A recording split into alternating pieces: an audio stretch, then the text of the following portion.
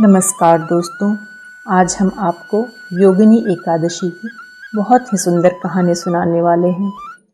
हिंदू पंचांग के अनुसार प्रतिवर्ष आषाढ़ कृष्ण एकादशी तिथि के दिन योगिनी एकादशी का व्रत रखा जाता है।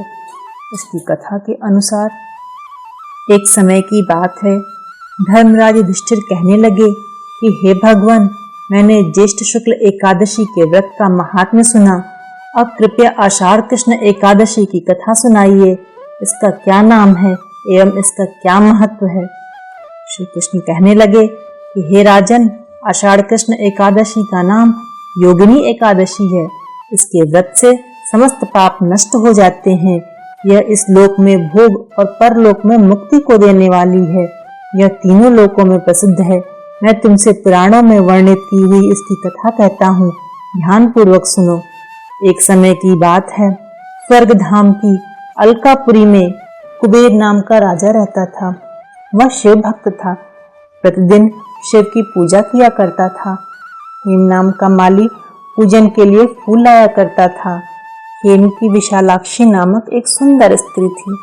एक दिन वह मानसरोवर से पुष्प तो ले आया, लेकिन कामासक्त होने के कारण वह अपनी स्त्री से हास्य विनोद तथा रमण करने लगा। इधर राजा दोपहर तक उसकी राह देखता रहा। अंत में कुबेर ने सेवकों को आज्ञा दी कि तुम लोग जाकर के माली के न आने का पता करो, क्योंकि अभी तक वह पुष्प लेकर नहीं आया। सेवकों ने कहा, महाराज, वो तो अत्यंत कामी है। वह अपनी स्त्री के साथ हास्य रमण कर रहा होगा। यह सुनकर कुबेर क्रोधित हो गए। उन्होंने तुरंत माली को बुलाया। वह भय से कांपता हुआ कुबेर के सामने उपस्थित हुआ। कुबेर ने क्रोधित होते हुए उससे कहा, अरे नीच पापी कामी, तूने देवादिदेव महादेव का अपमान किया है। इसलिए मैं तुझे श्राप देता हूँ कि तू मृत्युलोक में जाकर के स्त्री वियोग को सहेगा और कोढ़ी हो जाएगा। कुबेर के श्राप से माली का तुरंत ही पतन हो गया। वह स्वर्ग से सीधा धरती पर आ गया। भूतल पर आते ही उसके शरीर में श्वेत कोढ़ हो गया। उसकी स्त्री उसी समय अंतर्ध्यान हो गई। मृत्युलोक में आकर माली ने महान दुख भोगे। भयानक जंगल में आकर बिना अन्न जल के भटकता रहा। रात्रि को निद्रा भी नहीं आती थी, परंतु शिव जी की पूजा के प्रभाव से उसे पूर्व जन्म का सब कुछ याद था। घूमते घूमते वह एक दिन मार्कंडेय ऋषि के आश्रम पहुंच गया, जो ब्रह्मा जी से भी अधिक वृद्ध थे और उनका आश्रम ब्रह्मलोक के समान था। उन्होंने हेममाली से पूछा, तूने ऐसा कौन सा पाप किया है जो तेरी ये गति हुई है। तब माली ने पूरा वृतांत मार्कंडेय जी को सुनाया। इसकी बात सुनकर मुनि ने कहा कि तूने अवश्य ही सब कुछ सच घटना मुझे बताई होगी, इसलिए मैं तेरे उद्धार के लिए एक व्रत का महात्म्य बताता हूँ, उसे सुन। यदि तू आषाढ़ मास की कृष्ण पक्ष की योगिनी नामक एकादशी का विधि पूर्वक व्रत करेगा तो तेरे सब पाप नष्ट हो जाएंगे। यह सुनकर हेममाली अत्यंत प्रसन्न हुआ। उसने मुनि को साष्टांग प्रणाम किया। मुनि ने उसे स्नेह से उठाया। हेममाली ने मुनि के कथनानुसार योगिनी एकादशी का व्रत किया। इस व्रत के प्रभाव से वह पुनः पुराने स्वरूप में आकर के अपनी स्त्री के साथ सुखपूर्वक रहने लगा। भगवान कृष्ण ने कहा, हे राजन, यह योगिनी एकादशी व्रत 88,000 ब्राह्मणों को भोजन कराने के बराबर फल देता है। इसके प्रभाव से समस्त पाप दूर हो जाते हैं और मनुष्य को स्वर्ग की प्राप्ति होती है। दोस्तों, आइए अब आषाढ़ कृष्ण एकादशी के नियम के बारे में जानते हैं, जो कि इस प्रकार से हैं।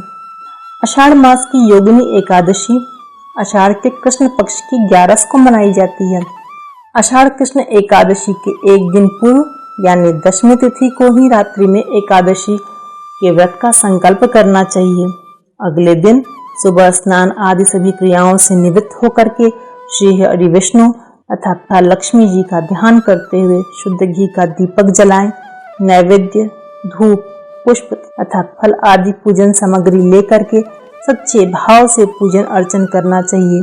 इस दिन गरीब, असहाय तथा भूखे व्यक्ति को अन्न का दान तथा भोजन कराना चाहिए तथा प्यास से व्याकुल व्यक्ति को पानी पिलाना चाहिए।